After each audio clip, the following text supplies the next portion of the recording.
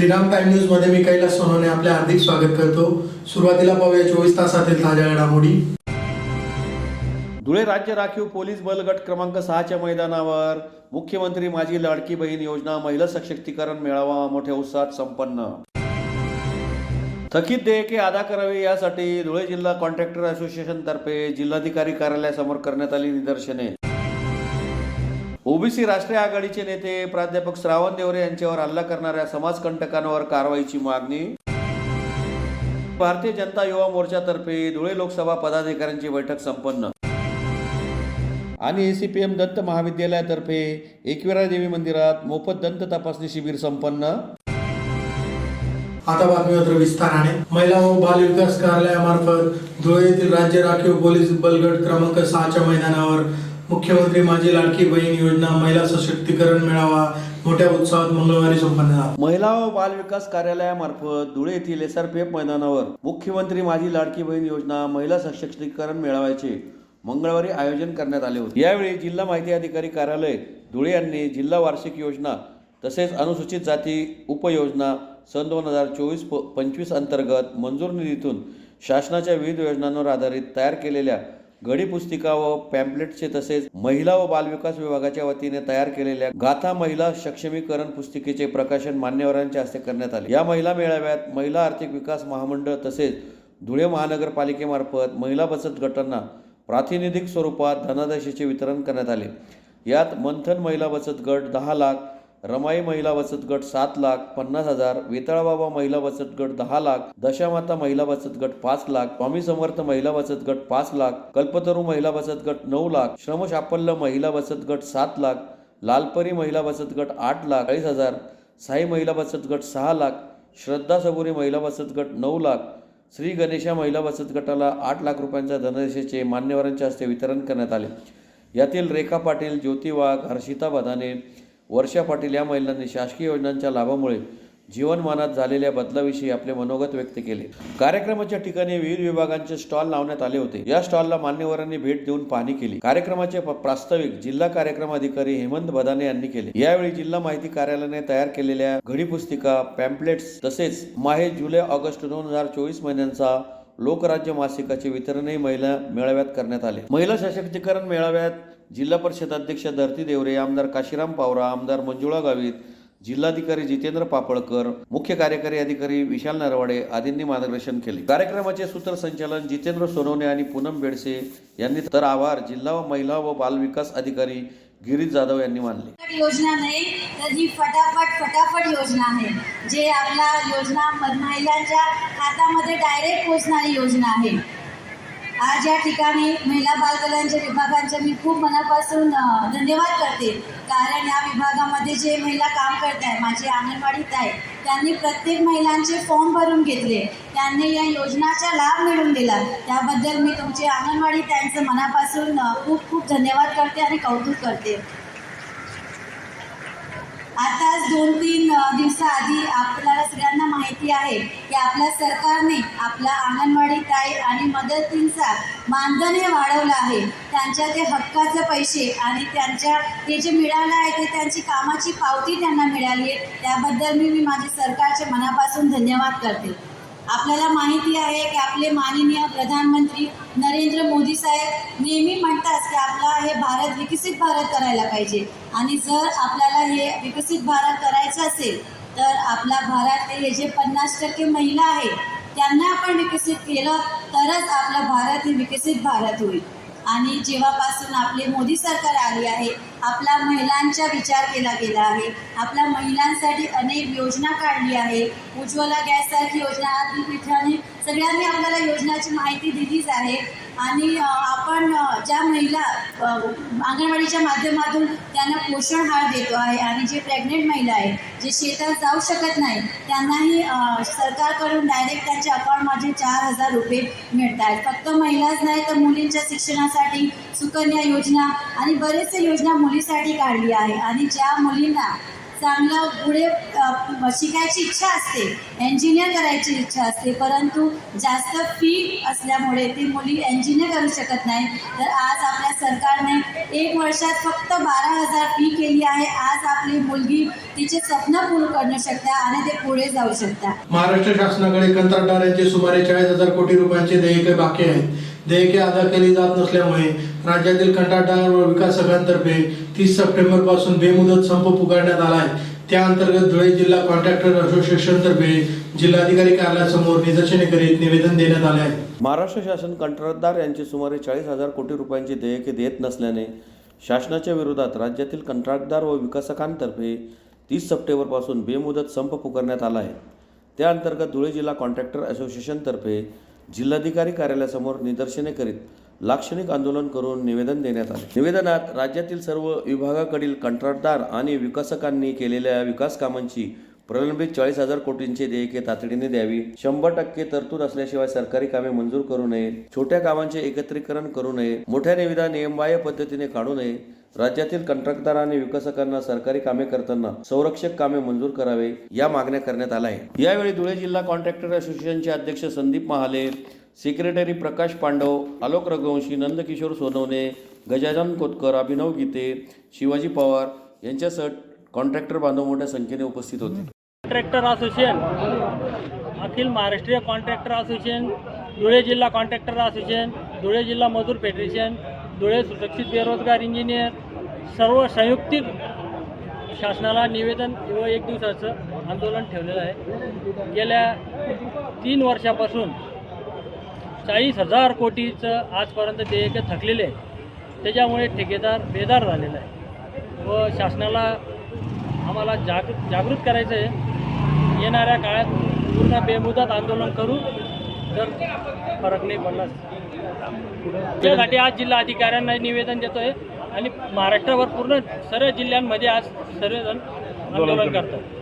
OBC राष्ट्रीय आघाडीचे नेते प्राध्यापक श्रावण देवरे यांच्यावर हल्ला करणाऱ्या समाजकंटकांवर कारवाई करावी यासाठी धुळे जिल्हा ओबीसी समाजातर्फे जिल्हाधिकारी कार्यालयासमोर निदर्शने करीत निवेदन देण्यात आले. ओबीसी राष्ट्रीय आघाडीचे नेते प्राध्यापक श्रावण देवरे यांच्यावर हल्ला करणाऱ्या समाजकंटकांवर कारवाई करावी या मागणीसाठी धुळे जिल्हा ओबीसी समाजातर्फे जिल्हाधिकारी कार्यालयासमोर निदर्शने करून निवेदन देण्यात आले आहे. निवेदनात म्हटले आहे की ओबीसीचे अभ्यासक व ओबीसी राष्ट्रीय आघाडीचे नेते प्राध्यापक श्रावण चौधरी यांनी नेहमी अभ्यास करून ओबीसींची बाजू मांडली आहे. ते फुले दाम्पत्य चळवळ देखील लेखन वक्ते आणि अभ्यासक म्हणून राज्यभर उत्तम कार्य करीत आहेत. ओबीसी आरक्षण विषयावर राज्यभर व्याख्यान देऊन समाज प्रबोधनचे उत्तम कार्य ते करीत आहेत. आपल्या ओबीसींवर अन्यायाविरोधी लढा देत आहेत. नुकतेच त्यांच्या लेखन पोस्टविषयी त्यांच्यावर समाजकंटकांनी हल्ला करण्याचा प्रयत्न केला व त्यांच्या घरावर काळे फासण्यात आले. तरी समाजात दहशत पसरवणाऱ्या या समाजकंटकांवर कठोरात कठोर कारवाई करावी अशी मागणी निवेदनात करण्यात आली आहे. यावेळी दिलीप देवरे, राजकिशोर तायडे, राजेश बागुल, हनुमंत वाडेले, प्राध्यापक अनिल बोरसे, डॉक्टर सुनील वाघ, ज्ञानेश्वर पाटील, प्राचार्य एस.टी. चौधरी आदी उपस्थित होते. पूर्वी ज्येष्ठ ओबीसी विचारवंत, ओबीसी समाजाचे आधारस्तंभ, ओबीसी समाजाकरता संपूर्ण महाराष्ट्रामध्ये मंडल आयोगाकरता आपले रान उठवणारे प्राध्यापक श्रावण देवरे सर यांच्या नाशिक येथे घरावर काही समाजकंटकांनी हल्ला केला आणि त्यांच्या घरावर शाईबेग केली. सर्वप्रथम आम्ही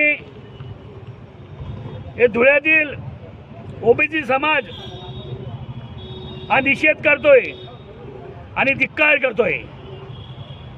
काय मागणी तुमची? गेल्या अनेक वर्षापासून ओबीसी करता काम करणारे देवरे यांना अनेक वेळा या समाजकंटकांनी अडचणीत आणण्याचा प्रयत्न केला, परंतु आपलं ओबीसीचं काम जे आहे ते त्यांनी कधी थांबवलं नाही.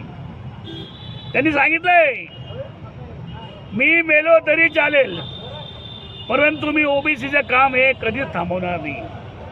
आणि त्यांनी ज्या 20-25 वर्षापूर्वी ज्या गोष्टी सांगितल्या होत्या त्या आज त्या समक्ष म्हणजे येत आहेत आपल्या.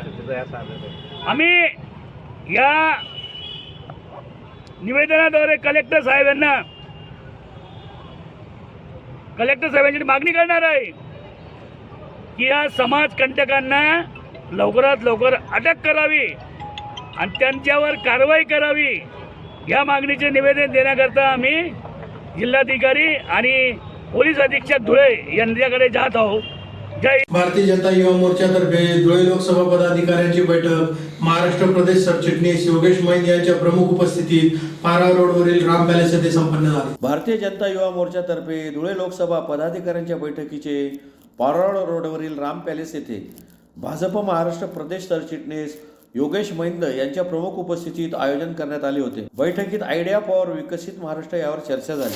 देशात भाजपला बसलेला फटका लक्षात घेत युवा वर्गाने प्रचारात उतरले पाहिजे. लोकसभेत विरोधकांनी फेक निरेटिव्ह वापरून भाजपला बदनाम केले, त्यास आपण थांबवू शकलो नाही. या सगळ्या गोष्टींना तोंड देण्यासाठी युवा मोर्चाने सक्षमरित्या चांगली संघटनात्मक ताकद निर्माण केली आहे. विविध विषयांमध्ये युवा मोर्चा काम करत आहे. विधानसभेत युवा मोर्चाला प्रमुख भूमिका बजावायची आहे अशा विविध सूचना पदाधिकाऱ्यांना मान्यवरांनी दिल्या आहे. यावेळेस महाराष्ट्र प्रदेश सरचिटणीस योगेश मैंद, प्रदेश उपाध्यक्ष किरण बोराडे, प्रदेश उपाध्यक्ष चंद्रशेखर अग्रवाल, प्रदेश सचिव विराज मुळे, मयूर मेघराज, यश बलकवडे, प्रदेश सोशल मीडिया सहसंयोजक भावेश शर्मा, जिल्हाध्यक्ष आकाश परदेशी, ग्रामीण जिल्हाध्यक्ष सूरज देसले, जिल्हा सरचिटणीस पंकज दात्रक, सचिन पाटील, विनय बेहरे, हर्षल बोरसे, पुष्कर राठोड, अंकित बच्चाव आदी उपस्थित होते. सगळ्यात ऍक्टिव्हिटी करणारे दोन मोर्चे बेसिक आहे की महिला मोर्चा आहे, युवा मोर्चा आहे. भाजपाची जी शक्ती आहे, जे युवक खाली उतरतात, सगळे आंदोलन करतात, कार्यक्रम करतात, युवा मोर्चाची प्रमुख भूमिकेमध्ये असतो. एक नेहमी या विषयांमध्ये आपण नेहमी सिंहाचा वाटा, आपल्याला इलेक्शन असू किंवा इतर कॅम्पेन्स असतो, आपला सिंहाचा वाटा युवा मोर्चाचा असतो. आपण या ठिकाणी नवीन मतदारांचे कॅम्पेन्स घेतले, आपण विविध आंदोलनं करतो, आपण विविध प्रश्न युवकांपर्यंत पोहोचवतो. विद्यार्थी विभागाच्या माध्यमातून आपण विद्यार्थ्यांची मदत करतो, त्यांच्या काही घडामोडी असतात त्यांचे कार्यक्रम घेतो.